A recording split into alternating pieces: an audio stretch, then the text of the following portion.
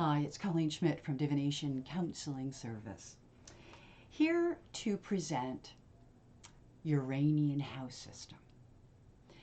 As somebody who's been studying astrology for a really, really long time, I've recently put myself back into class a couple months ago because I really want to learn the Uranian system right.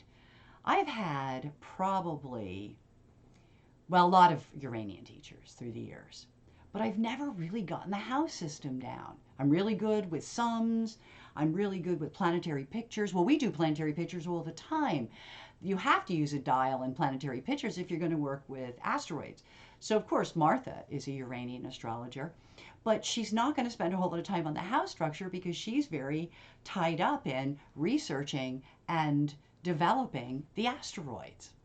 So, I have for a long time wanted to relearn. As a matter of fact, I remember even saying something to one of my last Uranian teachers, Heike, that I really needed to redo the house system. It just seems that it's such a complicated system, and I know it doesn't attract younger people, and I was significantly younger when I was learning it. It just is like a lot of detail, and at that point you want to develop your practice and you want to develop techniques and tools that are effective and that work for you. And we don't always want to spend the time learning about the classics and the details of the classics or why we are where we are in astrology. But as you get older, as with many things in life, you suddenly have more patience. You now have a willingness to expand on what you know. And that's where I am now. So I went back to school. I'll be there now indefinitely, probably. And I am learning, and it's wonderful. But one of the ways in which I learn also is to teach. And it helped me with the Janus program when I did the Janus video. And eventually I'll be doing a Chartwells video, which is basically what we work with in this class. I am not ready to do that yet. I am ready to do a video that very, very, very clearly discusses the house system and its reflections.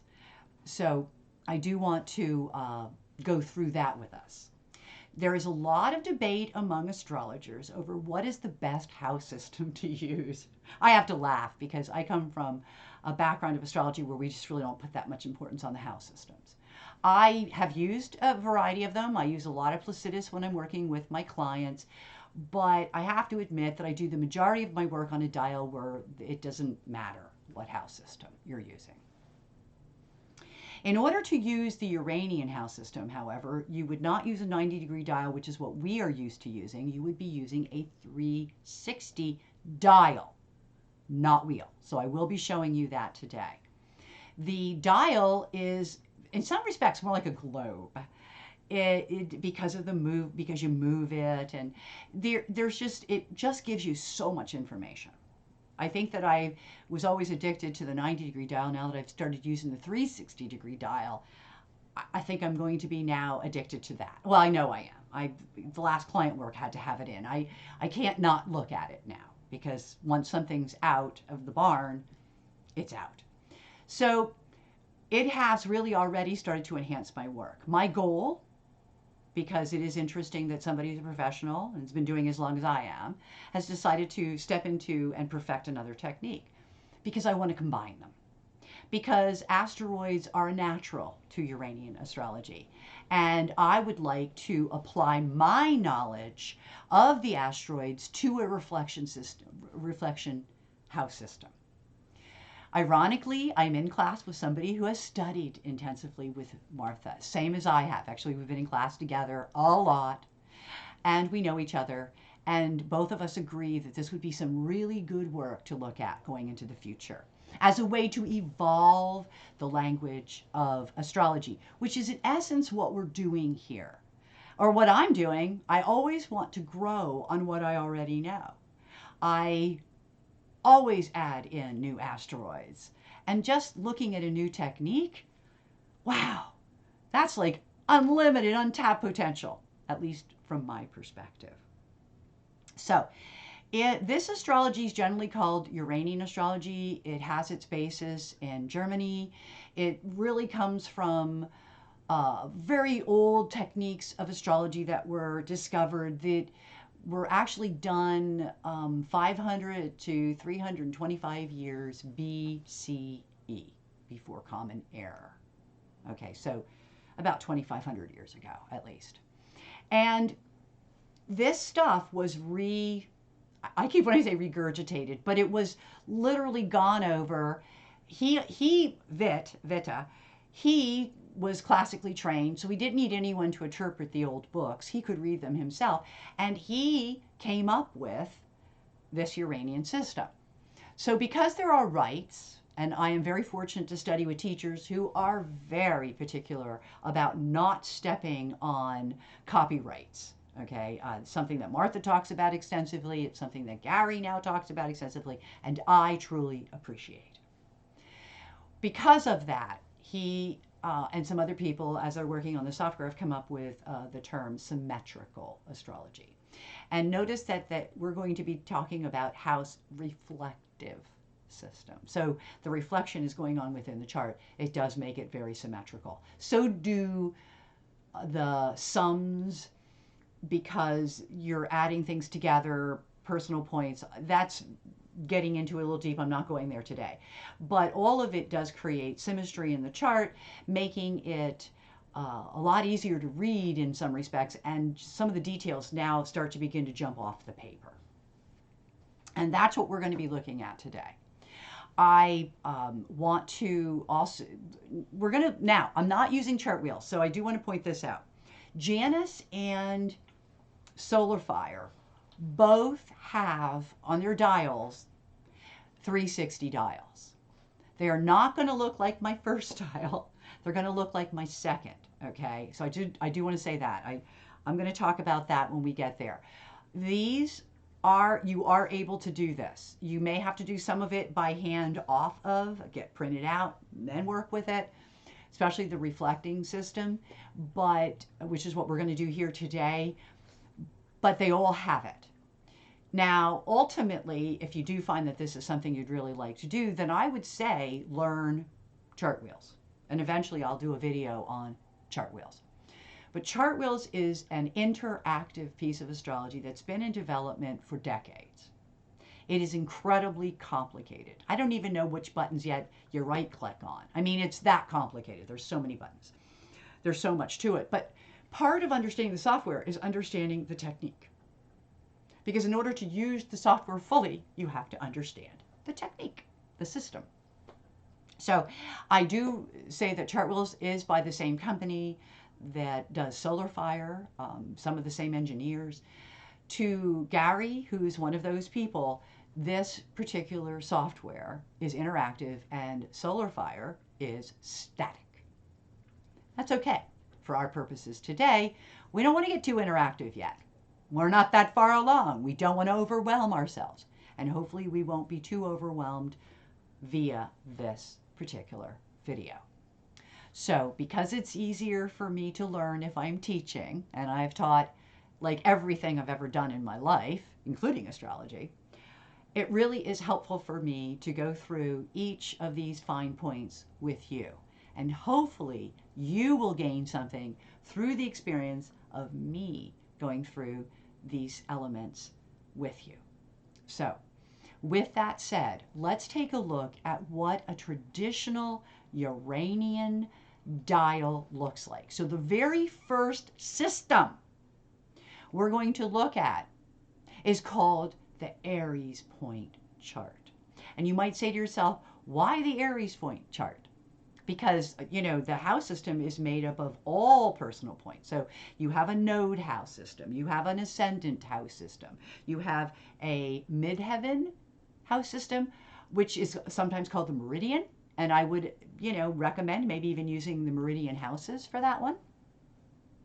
And you have the node. So we have the sun, the moon, the node, the ascendant, the midheaven, and then we have the Aries chart. It is important to always when you shoot these charts up, that's what they come up as, Aries charts. You want to do that because that's your consciousness taking place in the outer world. That's you in the world. And the best way to get to know ourselves is through the reflections of other people. Okay, and I'm going to talk a little bit about that when I talk about that Aries chart. And with that said, the Aries chart becomes incredibly important because it's your role and your place in the world. Okay, some of us are really affected by the world, meaning we have personal points that fall in the cardinal axis, which is the Aries point. So in Uranian is often referred to as the cardinal axis. And that's what we're really looking at, is the cardinal axis. So with that said, the cardinal axis, that 0 degrees of Aries, 0 degrees of Libra, 0 degrees of Capricorn, 0 degrees of Cancer, all known as the cardinals, and the cardinal house structure, can tell us a lot about how we fit into the world. And even if you do not have a personal point that seems to directly hit there, if you were start doing some of the sums or some of the differences, you would find that there are points that are created that are affecting, or are affected by, I should say, that cardinal chart, which we should call it the cardinal house chart. So with that said, let's look at that chart first.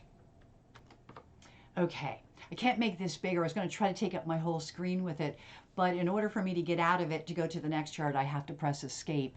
And once you do that, it shuts the whole video down. So already did that once and prefer not to repeat that history.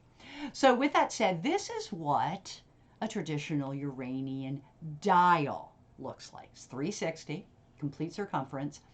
A dial is more of a global concept. I'm not going to get into that on this video, but it is.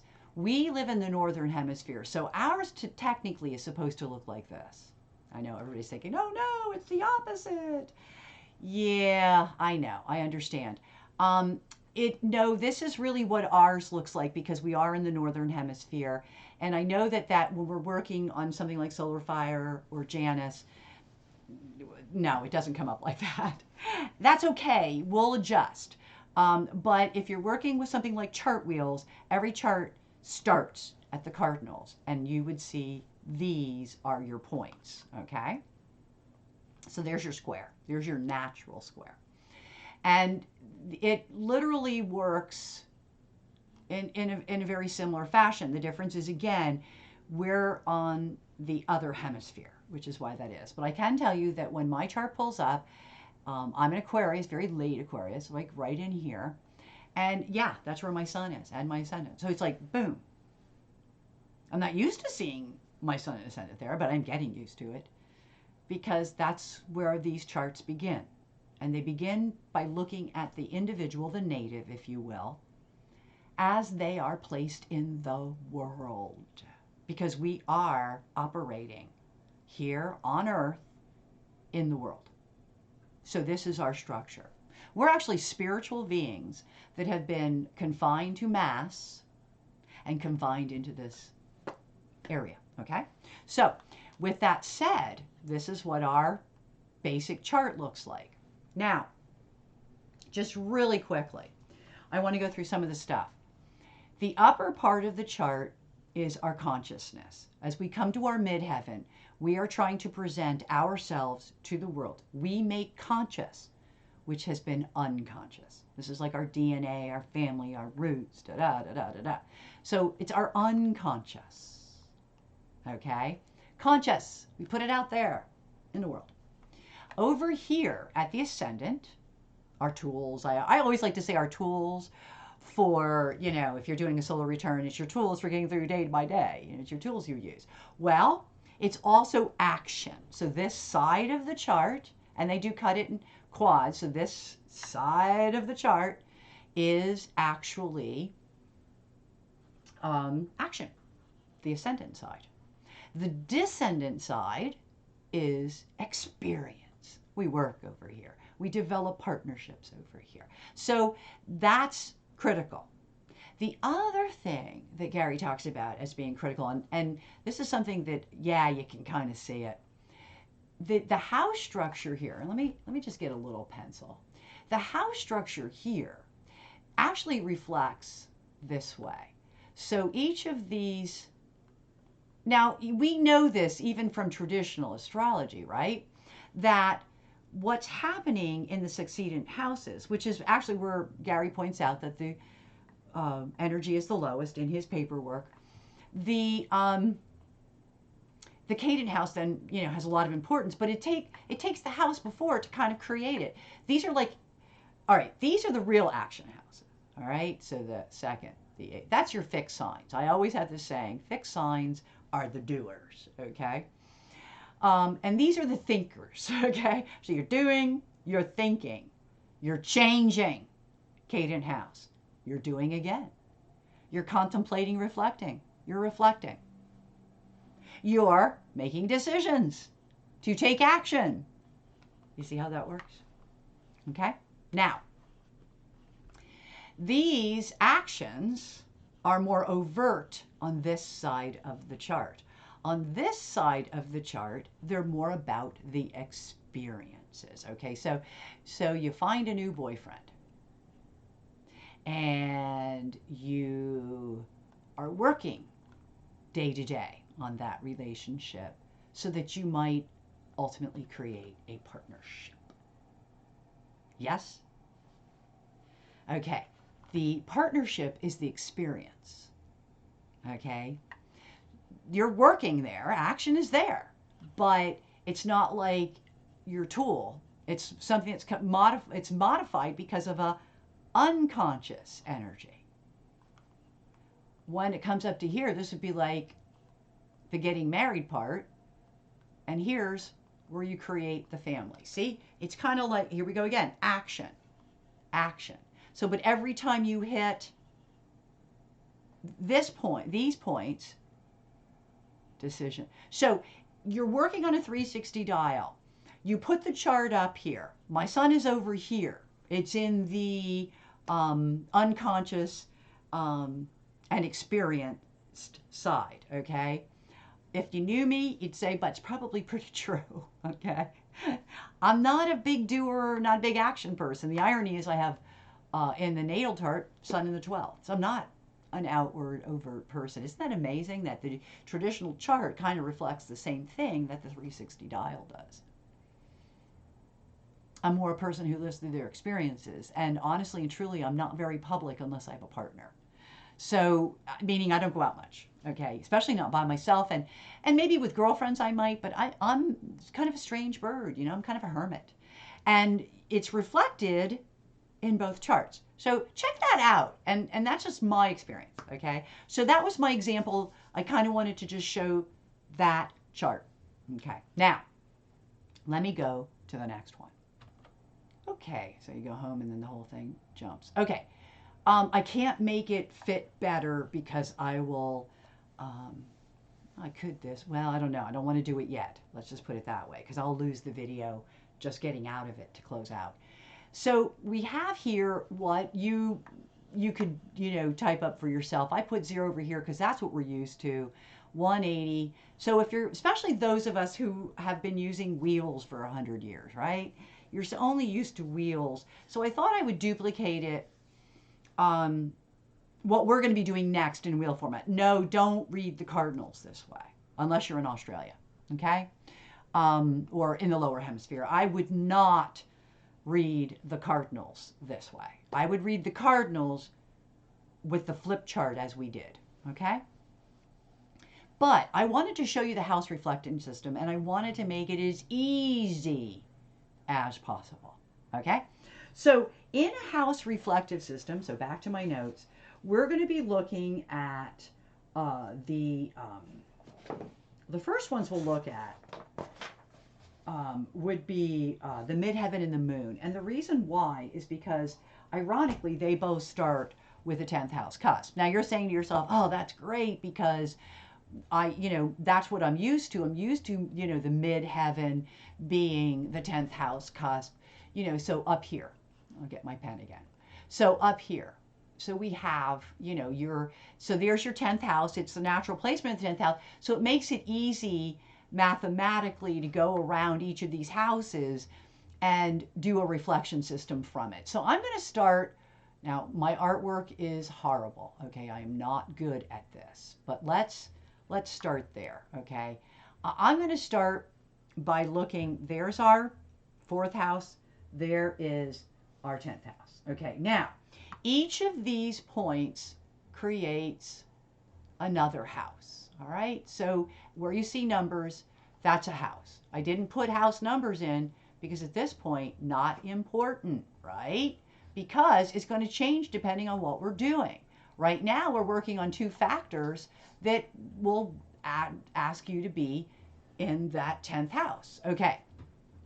Now, if you're doing a reflection for the midheaven or the moon, it's going to reflect kind of interesting. Okay. So you have a reflection that's going to move from the first house to the 12th house.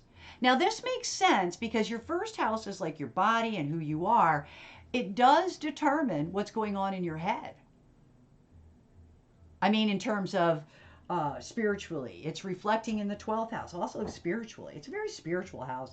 The 12th house, it's also, for someone like me, it's everything because I'm somebody who likes to work in the background. So it is the background. So what you have here reflects into the background, all right? What you have in the second house is now going to reflect to the 11th house.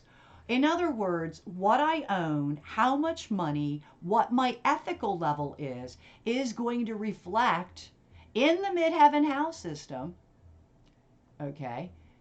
In that midheaven house system, it's going to reflect my associates, my buddies, my pals, okay? So that right there, okay? You also then have, that's to the 11th house. So to the reflection from the 3rd to the 10th house is easy. Think about this. What you think, how you think is presented often through your career, your social status. Okay, so the 3rd, I think, my neighborhood, all of that reflects back to the 10th. Okay, then you have the 4th to the 9th. Okay, your background, where you come from, the unconscious, okay, is going to reflect in your higher education, your higher philosophies,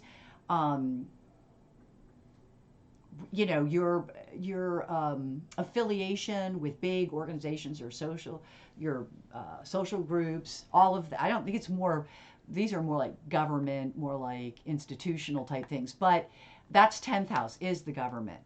But the 9th house is also associated with higher education. So those kinds of the actual learning part, the process of it. Maybe that's the best way. You know, it's true that how you're kind of, what your thinking is going to determine what your philosophy is. So it really does relate. Then we also have the 5th to the 8th, which I think, you know, this is your creative stuff. This is children. And Gary's, you know, right away, sex brings children, you know, the reflection of the lover is sex. You know, then that brings children. But I kind of, to me, you know, I'll go a little bit different because I always have to reword everything. And to me, that's that creative process, that ability to self-express. And it's through your self-expressions that you are able to attract as a physical being, okay, which is sexuality. So I'll just say it that way, which I think is a different way of putting it. Think of the 8th house as, you know, it's the sex, drugs, and rock and roll and all that. But think about how many, and I mean, believe it or not, I mean, especially those of us born in my age group, how much was drugs and sex and rock and roll a part of a person's identity? Okay, I mean, it's something to think about, right? And then finally, what you're looking at is your job and how your job or your day-to-day routine can lead to your partners, your intimates, the partners, your activities. And so when you're reading somebody's midheaven and you're reading the midheaven, And the midheaven would be at the top of the chart, you know, because you're going to look at it. Again, you don't need anything to tell you first house, second house. You know that this is the 10th house, okay? 11th, 12th, you know, first. So you have the 11th, 10th, 11th, 12th, okay? First house. You can do that on your own, all right? So that was the easiest one, in my opinion. Now, let me pull up. I'm going to have to pull up another chart because I don't want to erase all this. So let me pull up another one. Okay, always does that. So here we are, and I thought what we'd do next is we'd stay with the 10th house. But now we got to put the moon there. All right?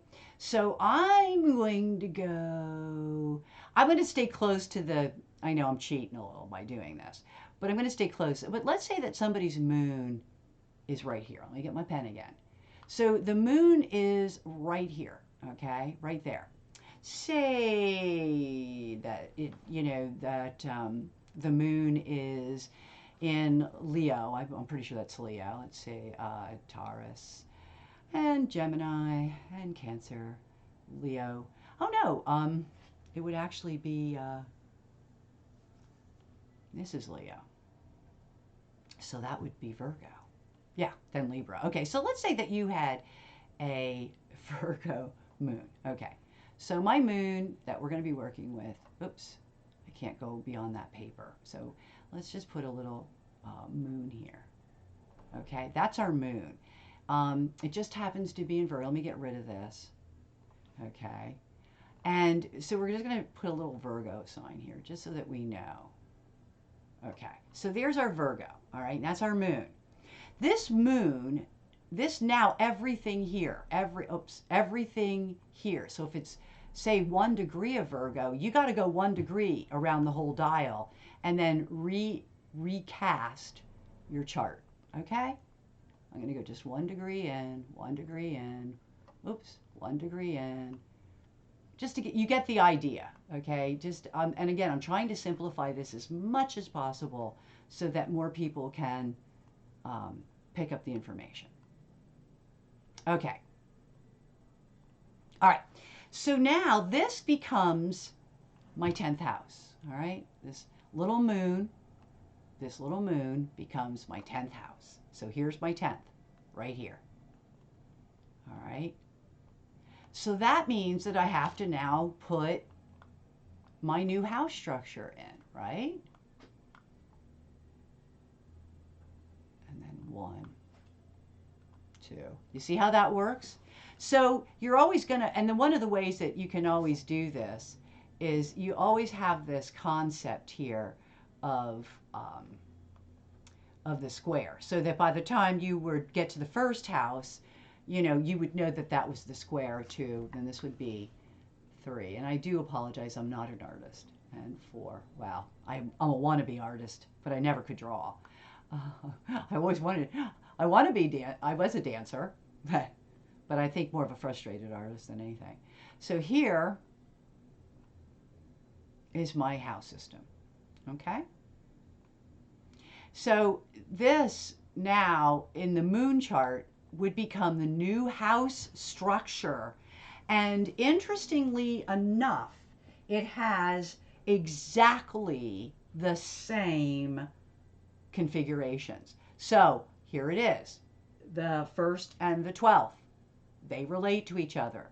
The 2nd to the 11th. There's your reflection again. And the reflection is toward, in this particular case, the experience side of the chart. From the action to the experience side of the chart. Then we have from 10 to 3. So you see how that works.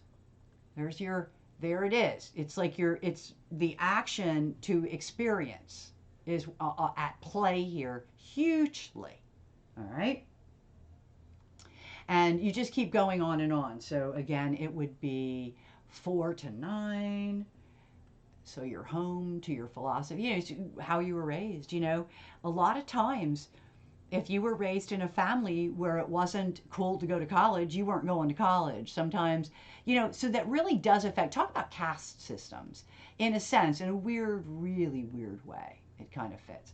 The 5th to the 8th, again, you know, that personal expression.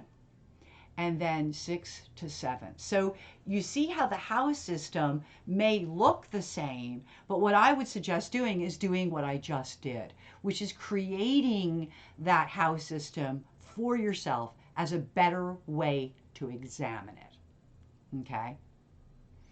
In the Chartwells, we don't have any houses, or we take them off. And then you're doing it by eyeballing. And then there's a structure in the middle that kind of keeps you somewhat on track. I think for myself and for anyone who's really very much a beginner at this, I would definitely say use this paper method because it's so clear. And again, any planet that falls, wherever it does, that is how you would describe it in the moon system. Okay, so let's say this is the moon chart, but we happen to have a sun, I'm going to again be really easy, at 0 degrees of Aries. So right there is the sun. So the sun is actually in on the cusp of the 5th house of the moon chart. So it doesn't matter where it is on your wheel. It only matters where it is in this chart, which means that the sun is a part of that self-expression concept that's playing and reflecting to the 8th house, combined resources. You see how that works? So it's really interesting. It's a very, very interesting concept and system. So let's do another one. So that's your moon. And I'm hoping, I know I'm going pretty fast, but it is a video. You can look at it again. So let's check out the next one. Okay, so this one, what I thought we would do is, I thought what would be nice, we did the house system for the moon, we looked at the cardinals, and we did the meridian or the midheaven. Now, I want to do something, I'm actually going to I'm going to go a little bit out of order. I want to do the next two. The ascendant and the nodes have their own houses, personal points, and they put themselves on the 1st house cusp. So once again, that makes it really, really easy. Now the problem is that you'd still be in a Uranian system, but you could look at that ascendant, you could flip it so that it's right on the horizon, what you're used to seeing, okay? So it wouldn't matter. You could flip this wheel anywhere you want. So again, just for the heck of it, I'm going to put it at, let's say that we've got a moon that is in Taurus. I have to think about that. Say about 5 degrees of Taurus. I'm sorry, not a moon. A node. Let's do the node. The ascendant's going to be easier. No, I'll take it back. Let's do the ascendant first. Okay. So let's create an ascendant in Pisces. So it's up here. Let's make it about 2 degrees of Pisces, and that's our ascendant. Okay. So here's our ascendant, which means that right now our ascendant person is being hit with Saturn. Yep, you feel like you're doing a million things and going, it's just a lot of responsibility, isn't it? But anyway, that's where ascendant would be. So you would do the same thing. You would go about 2 degrees out, draw your lines, about 2 degrees out, and you see again, 1st, 2nd, 3rd, again about 2 degrees, about 2 degrees, and this is what I would suggest. Now some people will have really good eyes and they can go right in there and they can see this, working on anything, and good for you. I can't. So, I'm not that good. So this is about a rough draft. Okay, so here's my ascendant and it's my 1st house, right? Okay, so where am I? 4. And again, you have all these houses are in the structure. And everything would be, and here we go again. Say that I had that Aries sun. Remember I was going to use that Aries sun? You could still use it. You could still use it. It would be either the end of that 1st house or the beginning of the second, depending. I don't remember if I said 1 degree. I think I said 1 degree, which means it would be very much at the end of that first house. But there's our sun. A first house sun. That's how you get a first house sun. Okay? So the sun is there. Where did we put the moon? Virgo. Okay, so the moon was in Virgo. That was what really was that one. This is actually right on the cusp. So the moon is a thing that I put into, so it'll be right here. Okay, so the moon is here. All right, so that's where our moon is. Now, the moon is now in the 7th house. So this person has a lot of partnerships with females. Okay? Or is more aware of the emotional feeling of partners. So that's pretty cool. All right, so here's the 10th. I'm still doing this, and 11, and then this would be 12. Okay, so then the ascendant marks the first house. Okay, so what a mess. But in any event, you see what I'm talking about? Now, it doesn't matter where your moon was in that wheel. Here's where your moon is in this ascendant chart. Okay, it'll be very similar because it is, after all, the ascendant, and we do work it from the first house, just like normal. Okay, so just remember our little human being. I'm going to do the north node now, just again to get, oh, and let me go through this. Let me go through this from a first house perspective. What's interesting is in the ascendant and the node, we're both talking about like the outer world, okay? So it's the connections in the world, and it's the tools and the way that we interact with that world, okay? As a result, and this is really important, the 2nd and the 8th house are not reflected in this system, because how much money you have and what you do with your money or your combined doesn't have anything to do with those interactions. When you're interacting with those people, they don't know how much money you have in the bank. They don't know anything about that, and it's not a part of that relationship. Okay? So with that said, you have the 1st to the 3rd now. We see we skipped that. The 2nd and the 8th are skipped. We're not going to use them. Instead, we're going to take that 3rd house and reflect it to the 1st. I am who I am, and I use these tools in the way that I do on my ascendant because I think the way that I do. Okay? And it's, or, you know, it has a lot to do with how I think. Now, the 4th is going to go back to the 12th because here we're looking at an unconscious DNA, family upbringing that really truly does affect our spirituality, our level of compassion, our ability to be there for other people. Hold on. Okay, so I had to stop trucks making noises. Anyway, so we have the 4th house, and here we go to, you know, the unconscious. It's really not. It's actually an action place. It's almost like what you're thinking about, and then you proceed to put into action, or that contemplation that you do. But it's all kind of based in where you come from. It's all rooted in your roots. And then we go from the 11th to the 5th, and that's easy because our self-expression creates our connections. So that makes a lot of sense to anybody who studied traditional astrology. The 6th to the 10th is also, in my opinion, a no-brainer because reflecting your work sets up your career. Sorry about that. So you're setting up your career by your day-to-day routine, activities, your work itself, how you work can determine your social status, especially with regards to your career. And the last one that we're going to look at would be your partnerships are a direct reflection of your belief, your ideologies.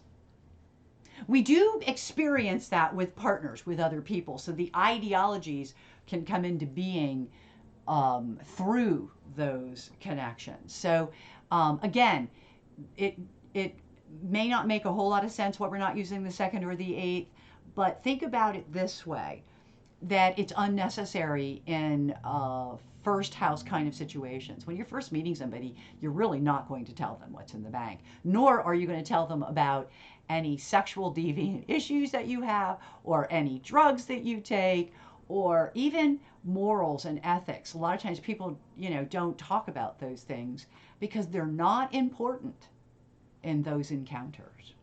Okay, let me pull up the last one that we're going to look at. But bear in mind, this last one is the most important. We're going to look at the Sun house, which is on the 4th house cusp. Realize that any planet you want to look at, you can do so by putting it on the 4th house cusp. Why? Because there's your unconscious. Okay? You're looking at that planet in terms of what everything else says about it. So it's kind of a reflecting point. So I like the idea of putting it on the 4th house. So let's give that a shot. So here we are, the last one, and it's our sun. I think we said that our sun was actually the Aries point, but that's okay. It doesn't matter, okay? So let me grab a pen, just throw that in there. So that's our sun, okay? And we know that our moon is 1 degree of Virgo, so down in here, this is our moon, okay? Our node, we had put, no, our ascendant was in here.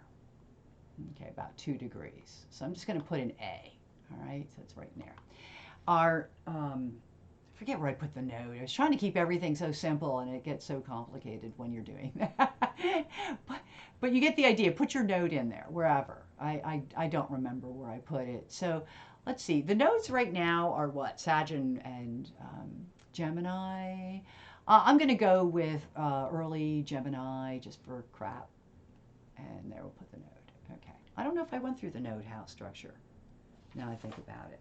The node house structure works like the ascendant house structure. So I'll go through that. I don't think I did it. So in any event, here is our chart.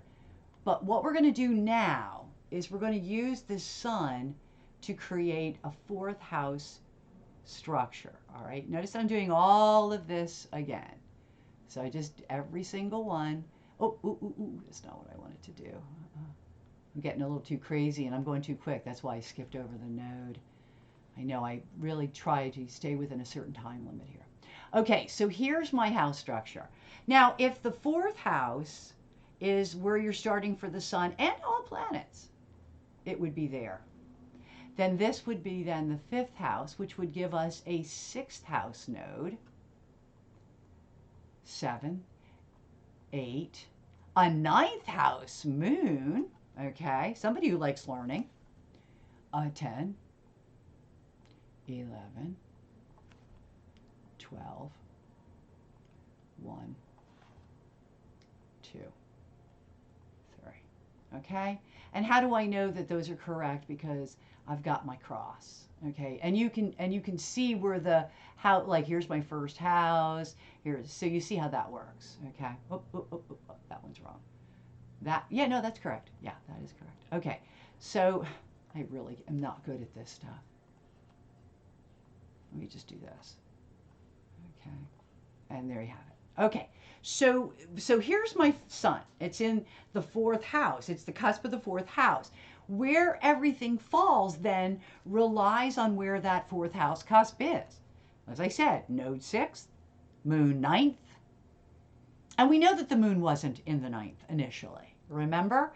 So it's how in the 10th, in the meridian chart and in the ascendant charts, you're going to get as close to what would be normal. But in the moon, the sun charts, the moon, you might not.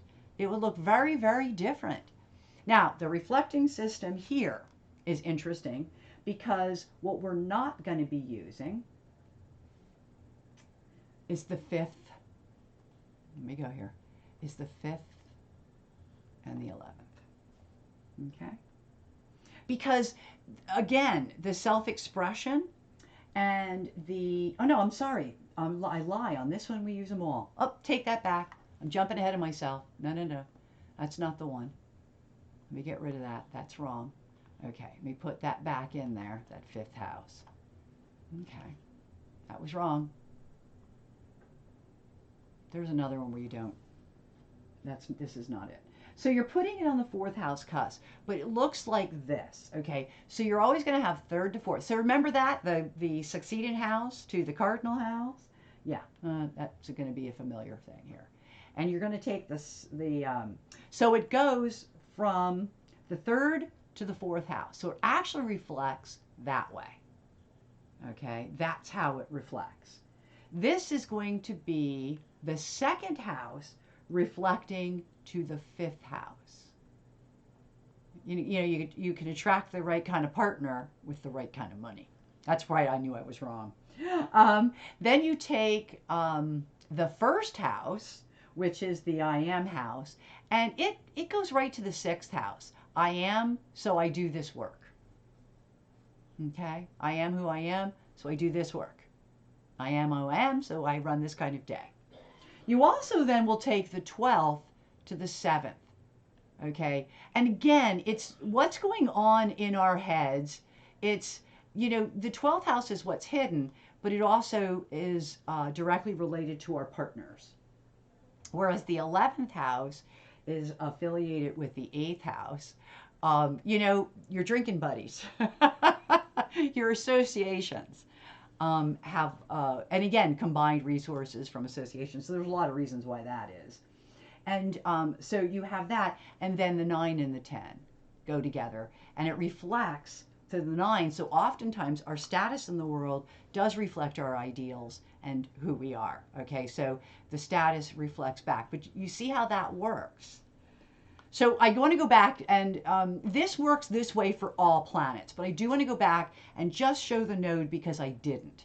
And the node works exactly the same way the moon does. So let's go pull up that line. Okay, so we're back, and okay, here's my bit, and we're going to look at the node. And what did I say? The node was in early Gemini, so let's put it in early Gemini. Okay, so I need a pen. So we've got early Gemini here. All right. And we're going to put the node here. All right. And this is, looks terrible, but that's okay. We know what this is. So this is the nodal house. But this node now becomes my first house. Okay. Now in Chartwells, there's arrows, and we'd put it, we'd put the arrow right there. And so all the houses would then be forming. Again, if you're just learning and you're not into investing any in software at this particular point in time, then you would go in and fill them all in. Okay. All right. That's what I've done. So think about each one of these lines now creates a house. I don't want to go too far into a sign, but you could do 20-some, you could do whatever you wanted. But I would suggest then going around the whole thing and creating. So now this becomes my first house. All right. So it's in Gemini. And with that said, remember that we've got the Virgo moon and we have an Aries sun, okay, in this particular chart. So as I put this in, this time, the sun is in the 10th house, because remember, it was right on 0, and now we're going to 2 degrees. That's a little off, but you get what I'm saying. So we have a 10th house sun in the nodal chart, which means the connections in the person's life helps them with their social standing and probably their career. Ha-ha, okay? So you see that. Okay, then we have that, let's go, we have a Virgo moon. Okay, not a good moon, I get it. The ascendant was, I know it was in Pisces. So it's up here somewhere. Okay, so that's the ascendant. Okay, so we're coming up with our person. Whatever this is, this little formation, that's my ascendant. The ascendant is then in the 9th house of this chart. Okay, so the ascendant might have something to do with education that helped develop this person, that then the connections enhance. So again, let's look at the reflection system. Okay, so that's our second, third. Now this moon is in the 4th house. Okay, it's in the 4th house of this chart. So it changes the dynamics then, because the node is maybe even squaring that fourth house moon. So a way to read it, another way to read it. So let's get the reflections on here. Okay, I've got all the numbers set up. And we have all my crazy artwork. I'm terrible with this. So we go into the nodes, and let me go back. Ay, ay, ay. I think I had it and I lost it. All right. Here we go. I did. Okay, so here's my node. And in this particular house system, here again, the ascendant and the node, immediately we don't need the 8th and we don't need the 2nd. Okay, so they're out of this because here we go. Really, you don't meet people and then talk about your money, I would think. So this reflection system is going to go again from the 3rd to the 1st. I think, therefore I am. It's going to be a 4th house way to the 12th. Because of my DNA, my background, my roots, where I come from, I have these, it spiritually has made me, what, you know, how compassionate you are, how not. Your family taught you how to be that way. The 5th and the 11th, self-explanatory. Or as Gary would say, fall in love, have children. Or have sex, have children. But it's self-expression to those that we connect with. Then you have the 10th to the 6th. And again, no brainer. You know, the reflection is to the 10th. So whatever you do daily in, day out, does begin to create your social standing, your status, and will direct you in terms of where you're going with your career. The 7th, your partners, reflects to the 9th. You know, this is true. Who we associate with, particularly one-on-one, does directly affect what we believe. So the people that you're closest to, your partners, your one-on-one relationships, do affect your ideology. So I can see that very clearly. So with that said, let me come back. So I'm back, and I just wanted to say thank you for watching the video. Here's a case of where I threw a lot of information out there. I went through it rather quickly. Yes, you can look at the video more than once. I hope that it was simple enough. But at this point is when I want to say, if you have any questions regarding this particular system, please comment. I will get back to you. I will give you an answer, even if I have to go ask my teacher. But I don't think so. I really think I'm really starting to get it. Of course, I worked off of notes, but that's just because I don't want to take any chances. I don't want to be wrong. It's video. It's out there. And I despise disinformation. So I will not contribute. With that said, I want to thank you for watching the video. If you would, like, share, comment. I'd love to hear from you.